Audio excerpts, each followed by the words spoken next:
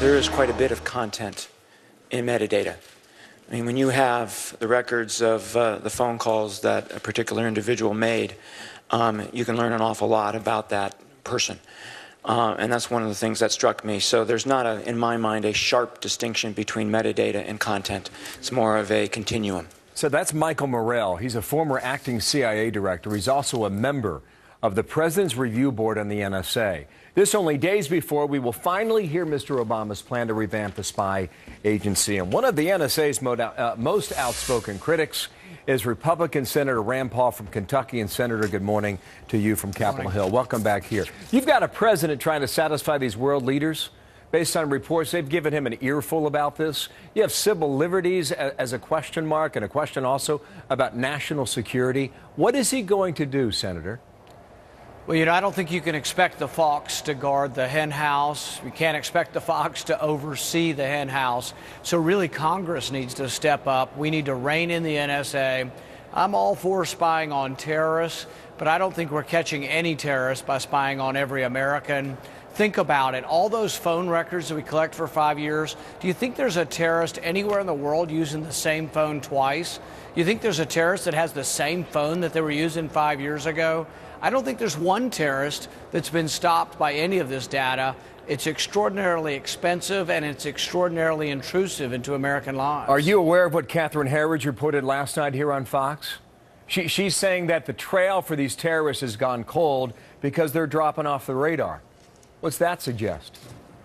Well, the thing is I don't think it's news to any of them that we have the ability to spy on phone calls. So I think that they probably have been doing this for years now.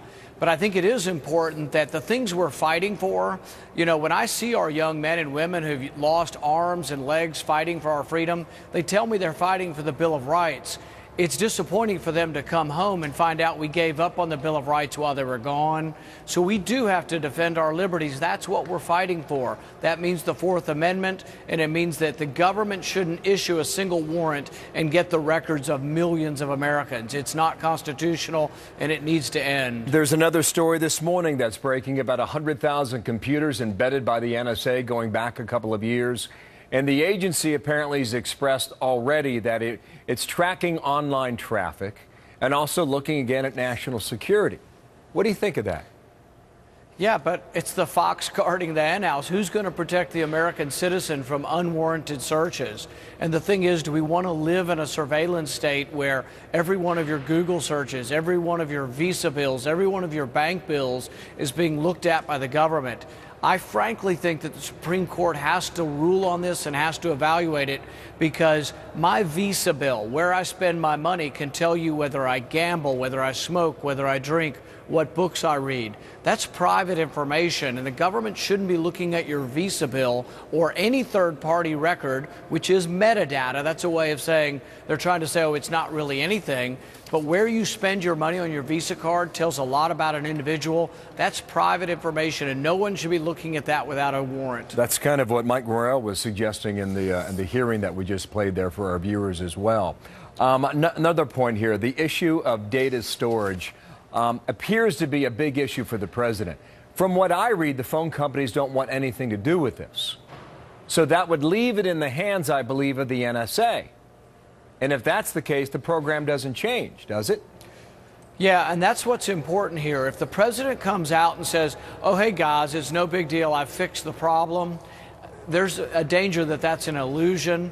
They've already done this once. The last meeting they had at the White House, where they all trooped out of the White House and they said, oh, no one's spying on America or on Americans, is because they defined away the existence of spying. They say collecting all your records is not spying. It is spying.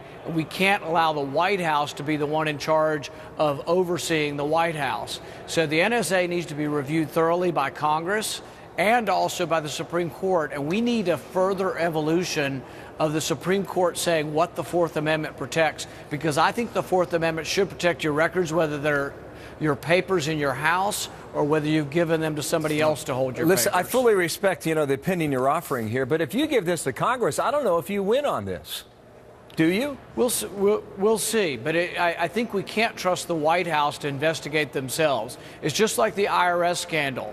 Does anybody trust the outcome of the IRS scandal? Does anybody trust the outcome of the Benghazi scandal? No, because the White House investigates themselves. They claim they've fixed the problem, but in reality, you can't police yourself. It has to be an independent body. So we really need checks and balances between the branches of government, and it will include Congress, win or lose, but also should include the Supreme Court as well.